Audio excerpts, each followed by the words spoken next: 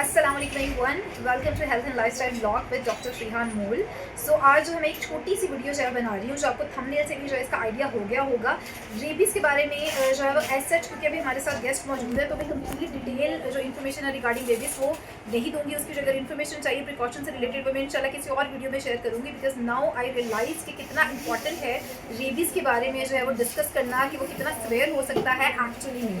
तो इस सारे सिनारियो में अभी आपने देखा होगा कि सोशल मीडिया पर, स्पेशली टिकटॉक पर बहुत जो है वो एक वीडियो जो है वो वायरल हो रही है एक पेशेंट की जो रिसेंटली जो है वो डायग्नोज हुआ है प्रॉपर रेबीज़ का केस। तो क्योंकि वो मेरी जो वर्किंग स्पेस है, मेरी जो वर्किंग विसिनिटी है, उसमें जो है वो पेशेंट जो है वो रिपोर्ट हुआ है। और वो वीडियोस जो है, क्योंकि हमें पर्सनली उस पेशेंट्स को देखने का, उसको ऑब्जर्व करने का जो है वो मौका मिला, और अभी रिसेंटली उनकी अटेंडेंट मेरे साथ जो है वो बैठे हैं, तो अभी मुझे उनसे अभी डिस्कशन करने का इसमें मौका मिला। तो मैंने कुछ चीज़ें जो है वो डिस्कस जब उनसे की, तो साइंटिफिक पॉइंट ऑफ व्यू से कुछ चीज़ें जो है वो निकली, जो मुझे लगा कि एज ए पर्सन हमें एक अवेयरनेस फैलानी चाहिए। So that's why we just planning this, हम एक छोटी सी वीडियो बनाएं कि रेबीज़ किस हद तक खतरनाक हो सकता है। पहली चीज़ जो हमने इस सारे सिनारियों से डिस्कशन के बाद निकाली कि जो रेबीज़ का इंजेक्ट, जो ये पेशेंट ऊपर मौजूद है जिनका नाम है Hamid bin Ismail, I am not wrong, हाँ जी हामिद बिन इस्माइल, और ये जो है ये उनके फर्स्ट कज़न है। तो इस पे जो मतलब हमने जब डिस्कशन की, तो बेसिकली एक तो वो बेचारे, एक होता है ना कि यंगस्टर्स हैं और आप इस तरह से प्रॉपर एक रेबीज़ का केस बन चुके हैं, हमें नहीं पता कि वो किस हद तक जो है वो उनकी लाइफ स्पेन है, कहाँ तक वो जा रही हैं, और सिम्टम्स कितने ज़्यादा वर्ड्स हो सकते हैं। बट वो बेसिकली फ्लड रिलीफ में जो है वो एज ए वॉलंटियर काम कर रहे थे, और उस दौरान जो है किसी डॉग को खाना खिलाते वक्त उनका इंटरेक्शन हुआ, और उसमें जो है वो उनको डॉग बाइट जो है वो हो गई। लेकिन यहाँ पे चीज़ें ये हुई कि वो उसी वक्त इमीडिएटली जो है वो इमरजेंसी में नहीं गए, किसी भी नियर बाय हॉस्पिटल में उन्होंने कोई मेडिकल ट्रीटमेंट, कोई मेडिकल कंसल्टेशन सीख नहीं की।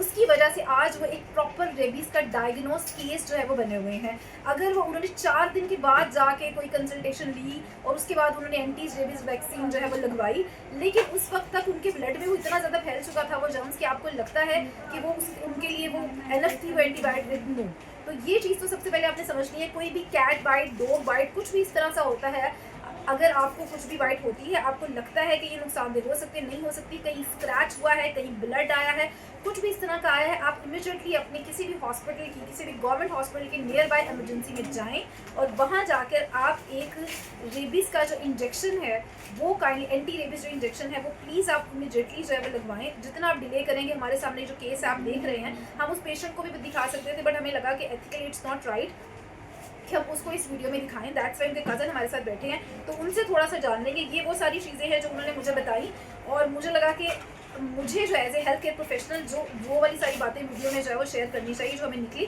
ना कि डिस्कशन में हम लाएं और लोग उसमें से जो है निचोड़ निकालें। इसी वजह से I am just continuously speaking it about it. दूसरा ये है कि एक तो अगर कुछ भी कैट बाइट या डॉग बाइट हो जाता है, अगेन आई एम सेइंग, तो आपने फ़ौरन इमरजेंसी में जाकर एंटी रेबीज़ वैक्सीन जो है वो आपने लगवानी है, इससे पहले कि आप वो सिम्टम्स डेवलप हों।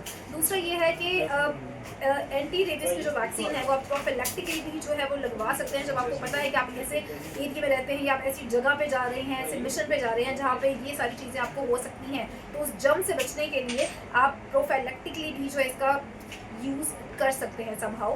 So you can further study, इसकी फर्दर इन्फॉर्मेशन हम किसी और वीडियो में जो है शेयर करेंगे। अभी मैं आपके पेशेंट से रिलेटेड आपसे थोड़ा पूछना चाहूँगी कि आप इस सारी सिचुएशन पे क्या कहना चाहेंगे, ठीक है, एंड जो है आपका इस पे क्या स्टांस है, और अभी आपका पेशेंट क्या जा रहा है। Thank you so much doctor साहबा, ये यहाँ पर वीडियो बनाने के लिए मैं इंतहाई मशकूर हूँ। आपने ये मुनासिब समझा कि लोगों तक जो है ना ये इन्फॉर्मेशन और जो इंस्ट्रक्शन डॉक्टर की तरफ से होती है वो पहुँचनी चाहिए। पहले तो मैं तमाम सुनने वालों से यही गुजारिश करूँगा कि हमारे लिए आप दुआ करें प्लीज़। अल्लाह पाक उस बच्चे को सेहत दे, तंदुरुस्ती दे। हमसे भी ये मिस्टेक हुई थी कि हमने सोचा था कि शायद ये इतना वायरल डिजीज़ नहीं होती है, इसका इतना ज़्यादा इफेक्ट नहीं होता। फ्लड के दौरान जिस तरह डॉक्टर साहबा ने बताया कि बच्चे को जो है ना वो पागल कुत्ते ने काटा था, तो उस वक्त जो है ना हमें इस चीज़ का अंदाज़ा ही नहीं था। तो 3-4 दिन के बाद जो है ना हमें अंदाज़ा हुआ कि जो है लोगों ने बताया कि इसकी जो है वैक्सीनेशन होती है, आप वैक्सीनेशन करवाएं। तो वैक्सीनेशन तो करवाई थी, लेकिन विद इन 24 आवर्स नहीं करवाई थी। अब डॉक्टर यही कह रहे हैं कि ये एक डेवलप्ड पेशेंट है रेबीज़ का, तो एक सीवियर कंडीशन में चला गया है। तो मैं तमाम सुनने वालों से एक हम्बल रिक्वेस्ट करूँगा, अपील करूँगा कि ये कोई ऐसी बीमारी नहीं है जिस तरह पहले आपका जो है ना वो 4 दिन पहले गला ख़राब हो या सर में दर्द हो या थकावट हो आपको, ये इस तरह का नहीं है। ये यकदम अचानक ही आपके मेंटल के ऊपर जो है अटैक करता है। और अच्छा, ये जो रेबीज़ की बीमारी है इसको आप जो है बाकी बीमारियों की तरह प्लीज़ ना समझें। तमाम सुनने वालों से यही रिक्वेस्ट है कि क्योंकि ये बीमारी ऐसी नहीं है कि पहले गला आपका ख़राब होगा, फिर जो है ना आपको थकावट होगी या फिर जो है ना ज़ुकाम खांसी इस तरह की कोई किसी भी तरह के जो है ना इस तरह के जो है ना सिम्टम्स वगैरह जो है शो होंगे। अच्छा जी, तमाम सुनने वालों से हमारी यही रिक्वेस्ट है कि आप जो है हमारे बच्चे के लिए उनकी सेहत के लिए, तंदुरुस्ती के लिए प्लीज़ दुआ करें। अल्लाह पाक उस बच्चे को सेहत तंदुरुस्ती दें। और तमाम लोग जो सुन रहे हैं, जिसको भी पागल कुत्ते ने काटा हो या वैसे नॉर्मल कुत्ते ने काटा हो, उसकी वैक्सीनेशन प्लीज़ आप लाजमी करें।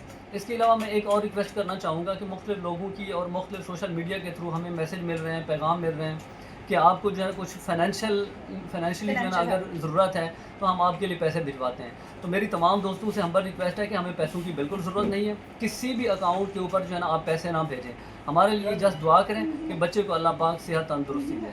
जी मैडम, आप ये वाले पॉइंट को मैं ज़रूर ऐड करना चाहूँगी कि बहुत सारे लोग जो है जब भी किसी के साथ कोई हादसा होता है और अगर वो चीज़ वायरल हो जाती है तो पाकिस्तान में अनफॉर्चुनेटली बहुत सारे लोगों की दुकानें खुल जाती हैं और वो ये स्कैम जो है वो शुरू कर देते हैं। तो अभी इनसे वही डिस्कशन हो रही थी कि बहुत सारे लोगों की इन्होंने कहा कि मुझे कॉल्स आना शुरू हो गई हैं कि आपको कोई पैसे चाहिए, ये चाहिए, कोई हेल्प चाहिए, या कोई कह रहा है कि आपके बिहाफ पे इन चीज़ें मांगी गई हैं। तो ये बहुत सारे लोगों को रिफ्यूज़ जो है वो कर चुकी है कि हमने ऐसा कुछ भी नहीं कहा। तो अगर इस पेशेंट के नाम पे दोबारा हम बता रहे हैं, हामिद बिन इस्माइल पेशेंट के नाम पे कोई भी आपसे किसी भी किस्म की फाइनेंशियल हेल्प मांगता है और आप इंसानियत के तौर पर अगर हेल्प करना चाहते हैं तो प्लीज़ मत करें, बिकॉज किसी ने उन्होंने बिल्कुल जो है वो किसी को ऐसा नहीं कहा है। तो सेव कीजिए और सिर्फ जो उनकी हेल्प चाहिए वो सिर्फ दुआ चाहिए, तो आप उसको दुआओं में याद रखें और वो जल्दी से अल्लाह ताला जो है उसको सेहत याद करें।